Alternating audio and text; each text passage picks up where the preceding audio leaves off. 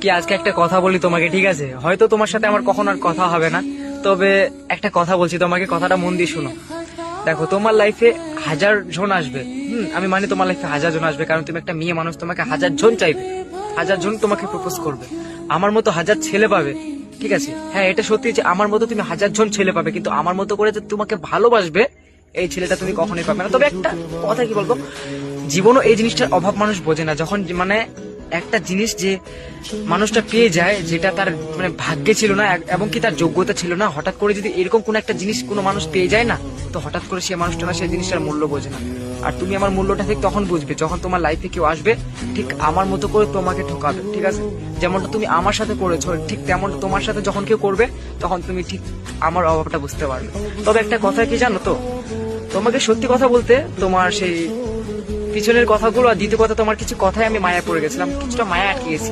নাহলে হঠাৎ করে 2টা দিনের মধ্যে একটা মানুষ এরকম গভীরে কি করে যেতে পারে?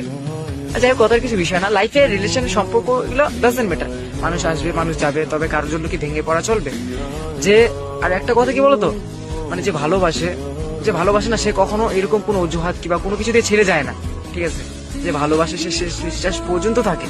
আর যে মানুষটা ভালোবাসার রাগ অভিমান কিছু বোঝেই না, যে মানুষটা একটা ভালোবাসার মানুষ থাকার পরে অন্য কোনো মানুষের সাথে সবসময় কথা বলে, সে কি করে বুঝবে একটা মানুষের অভাব?